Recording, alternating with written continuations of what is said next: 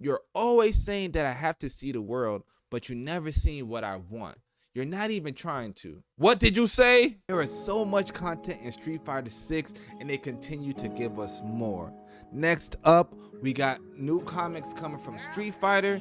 It's going to be a series of 4 chapters letting us know what leads up to Street Fighter 6. Let's check it out. This was the tweet that Street Fighter dropped on us yesterday. We're releasing 4 comics written and illustrated by artists from Capcom and Udon Comics, all leading up to the story of Street Fighter 6. The first chapter is called Days of Eclipse. Let's check it out. Look at the cover art. The cover art looks crazy. From me reading the actual comment, that's Ken, and that's Ken's son.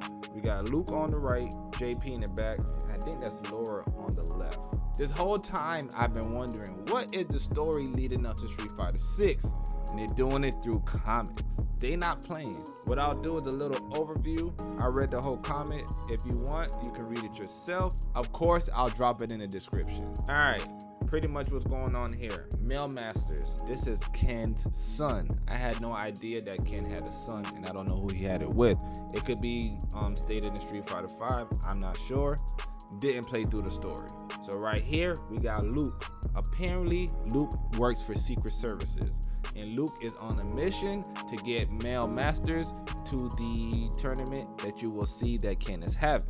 See right here, you see Luke meets up with Male Masters, him being a Secret Service agent. His current mission is, of course, to escort Male Masters to his dad. All right, they have their little meeting. Male Masters is, of course, the usual spoiled kid. He's rich as hell. His dad got billions of dollars. He looks at life like whatever. Right here, you can tell he's so unimpressed with everything. Like this page right here had me crying laughing.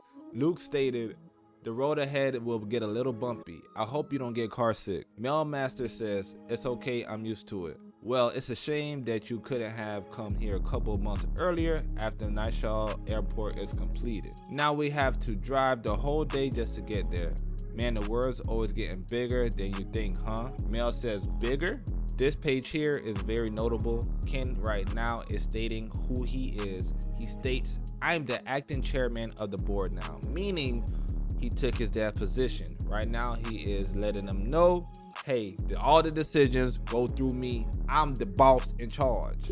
All right, on this page here, you see Ken with one of the supporting board members. He is basically going back and forth with Ken, letting Ken know you may not want to only focus on creating this tournament, which is why Luke is picking up Mel to head to the tournament that Ken is organizing for the country Nightshaw. You got it? I hope y'all on board with me. I hope y'all on board with me.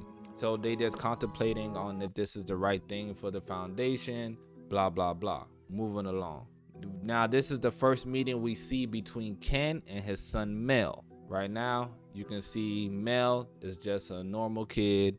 He's not trying to be out here with his dad. He'd rather be with his friends. But being that he's the son of Ken, of course, you always have to support the dad. It is what it is. This page right here sets the tone of Ken and Mel relationship. Ken says, "Mel, I'm only trying to do what's best for you. The Masters family should see the world, right? I've heard this a million times.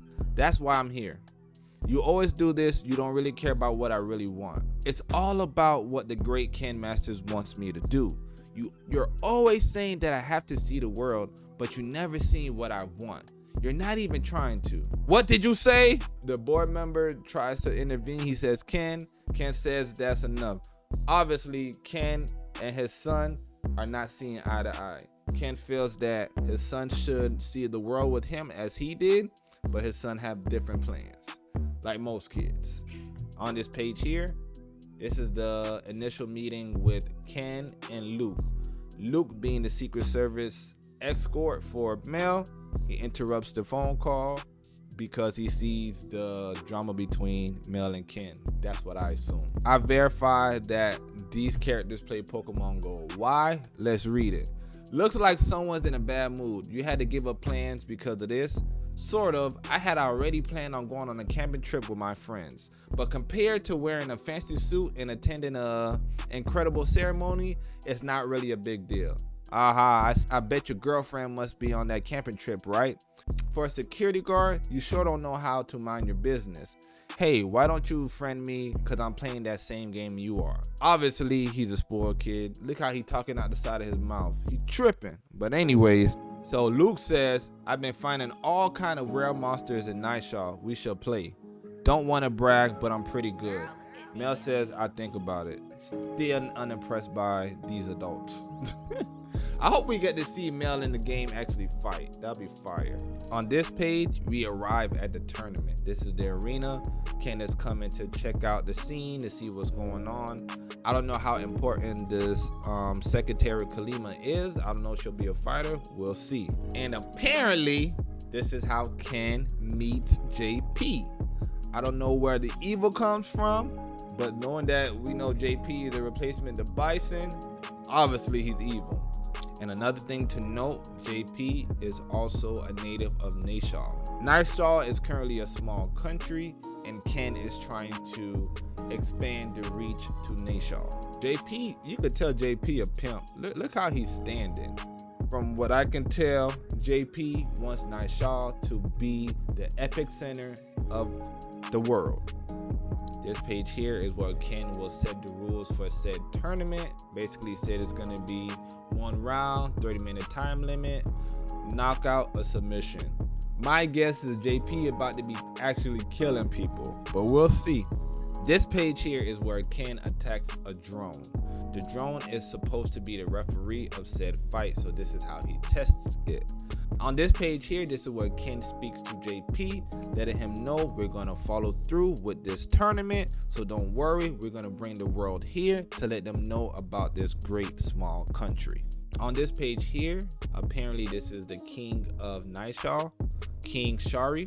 Apparently he passes Ken a sacred scarf in order to thank him for what he's doing for their country. Okay, on this page here, the king basically states to Ken that we want you to join this tournament. We feel like you're still a champion. Ken at this point stated that no, I'm not fighting. This got nothing to do with me. I'm just trying to do this for the country and your people. Now we head back to Mailmasters. What is he doing? Like any other kid in this generation, they're on their phone 24/7. Luke at this point is still trying to gain Mailmaster's friendship. Mel is not having it. He states on this page, I do not friend noobs. That is sad. Luke is really lame, even with lore. On this page here, it states that the king was very pleased with seeing Ken. He loves Ken. At this point, I think JP's a little, or should I say he is jealous of the support and the love that Ken is getting. But we don't know yet. That's just my own, feelings. So now we arrive to Ken, JP, and the rest of them leaving the arena. You see there's fires in the city stating that they are doing protests against the government. Okay, Kalima. So JP states, Kalima, contact the security forces, arrange a route that would avoid the protests. They all looking confused, don't know what the hell's going on. So as Ken and the board members leave, they run into protesters. At this point, they're throwing Molotov cocktails, throwing rocks, shooting. They trying to get rid of these people for whatever reason. And then as you can see, it looks like the board member got shot in his neck. Them boys ain't playing, they shooting on sight, boy. They said get the Americans out of town, they tripping. You got more violence, more shots. Ken gets shot in his right arm, about to call that boy Ken 50 Cent Ken. And then after that, a truck then rams into their car. It's crazy. Flipping it over. Of course, Mr. Ken's gonna try to save the board member. He gets pushed out from the board member. Obviously, it looks like the board member isn't going to make it. He saved Ken from the crazy explosion. Now, I don't know who these two people are that saved Ken. Mel, on the other hand, doesn't know what's going on. He's chilling, just vibing. The end of the story, the man sleeping. So, I don't know. I mean, from that comment, I can honestly say I can kind of see where the story is headed.